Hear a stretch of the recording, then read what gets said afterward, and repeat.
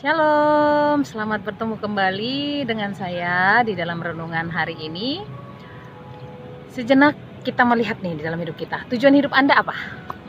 Coba renungkan, coba pikirkan tujuan hidupmu apa?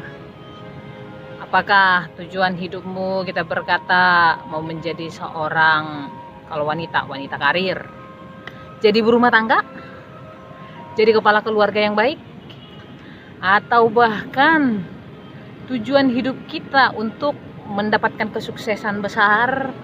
Apakah itu? Nah, teman-teman, saudara-saudaraku, hari ini saya akan sharing dengan kita tentang satu renungan ketika saya baca firman ini sungguh luar biasa gitu ya. Aku mengerti apa tujuan hidupku sebenarnya, apa yang Tuhan rencanakan di dalam hidupku. Dari firman ini saya mengerti. Dikatakan di dalam Yohanes 15, Injil Yohanes, saudara.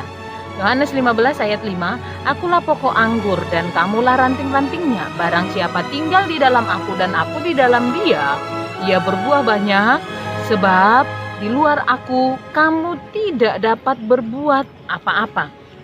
Oh, kita baca di ayat yang pertama dikatakan apa? "Akulah pokok anggur yang benar dan Bapa-Akulah pengusahanya.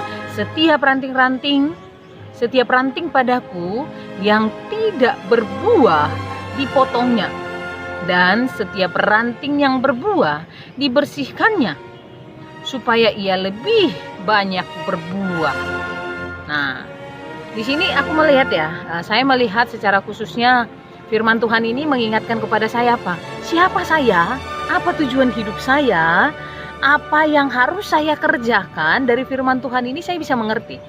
Nah, rekan-rekan, tadi saya bertanya kepada kita, tujuan hidup kita apa? Apakah menjadi wanita karir, menjadi seorang pengusaha sukses, menjadi seorang kepala rumah tangga, sebagai istri, sebagai ini dan segala macam.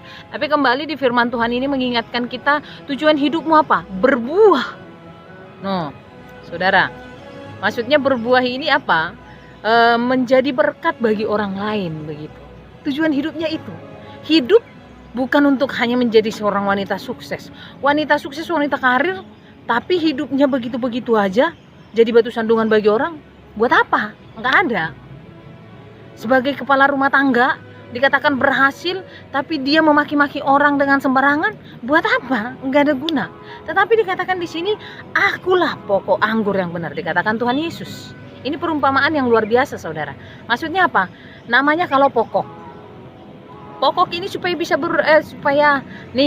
ranting supaya bisa berbuah gimana? Harus melekat dong ke pokoknya. Harus melekat. Dan pokok ini yang akan mencari makanan. Dia akan mencari sumber air, dia akan mencari supaya bisa ranting ini akan semakin berkembang. Nah, maka dikatakan di sini, "Akulah pokok anggur." Berarti dia sumber. Tuhan Yesus itu adalah sumber. Sumber apa? Ketika engkau mau sukses, dia sumbernya. Ketika engkau menjadi seorang wanita karir, dia sumbernya. Ketika engkau menjadi seorang pengusaha yang hebat, dia sumbernya. Dikatakan kalau di dalam dia, engkau melekat kepada dia, engkau bisa berbuah. Maksudnya apa? Engkau akan bisa berhasil, engkau akan bisa mendapatkan hal yang sudah Tuhan tentukan dalam hidupmu. Tetapi kalau dikatakan, kalau dia tidak tinggal di dalam pokok anggur itu, tidak melekat, maka apa yang akan didapatkan? Dia tidak akan bisa berbuah, dia tidak akan bisa berbuat apa-apa, dia justru akan dibuang, dikatakan di situ.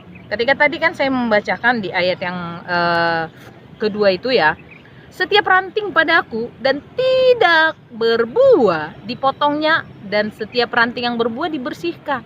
Dibersihkan supaya apa? Semakin banyak lagi buah. Nah, dari firman ini menyampaikan kepada kita apa? Engkau harus melekat kepada Tuhan, sehingga hidupmu bisa berguna, bisa menjadi berkat kepada siapapun, dimanapun engkau berada. "Tinggallah di dalam aku dan aku di dalam kamu," sama seperti ranting tidak dapat berbuah dari dirinya sendiri. Ranting tidak mungkin berbuah dengan ranting itu sendiri, tetapi ketika dia melekat kepada sumber, maka kepada pokok itu, maka dia akan bisa berbuah, menghasilkan buah yang baik, buah yang luar biasa yang bisa dikelola.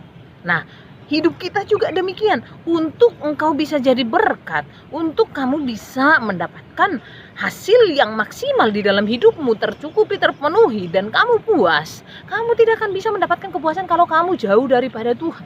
Ketika engkau melekat kepada Tuhan, engkau melekat kepada sumber itu sendiri, maka kamu akan bisa mendapatkan kepuasan.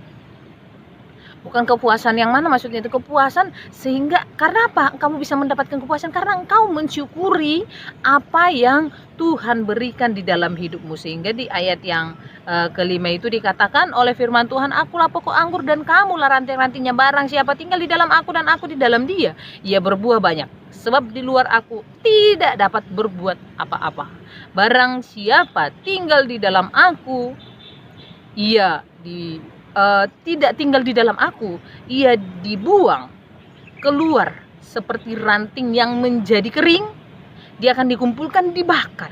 Nah, jikalau kamu tinggal di dalam Tuhan, dikatakan di dalam aku, dan firmanku tinggal di dalam kamu, mintalah apa saja yang kamu kehendaki dan kamu menerimanya. Dalam hal ini, Bapakku dipermuliakan jika kamu berbuah banyak, dan dengan demikian kamu adalah murid-muridku.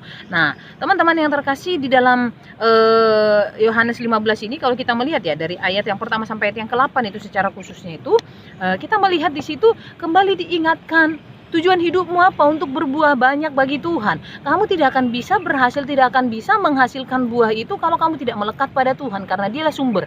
Bagaimana kamu bisa sabar kalau kamu mengandalkan kekuatanmu sendiri? Kamu tidak bisa. Bagaimana kamu bisa pintar kalau kamu hanya mengandalkan gue pintar, gue belajar sendiri? Enggak. Kalau Tuhan tidak memberikan kepintaran itu, gimana kamu bisa pintar?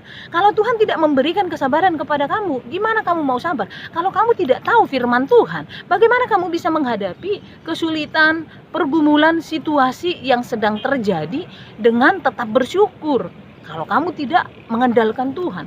Nah, bagaimana kamu bisa kenal Tuhan kalau kamu tidak bergaul erat dengan firman? Nah, teman-teman, saudara-saudaraku, maka disinilah firman Tuhan ini mengingatkan kita, di situasi apapun yang kau hadapi saat ini, engkau mau tujuan hidupmu untuk berbuah kan, menghasilkan yang terbaik begitu, bermanfaat bagi orang lain. Nah, maka kamu harus melekat kepada Tuhan Yesus sebagai sumber itu sendiri. Dengan kamu melekat kepada sumber, Dia yang akan mengontrol hidupmu dan bahkan menyetir hidupmu sehingga hidupmu menjadi berkat dimanapun. Saudaraku, biarlah renungan ini mengingatkan kita, mari kita melekat kepada Tuhan sebagai pokok di dalam hidup kita.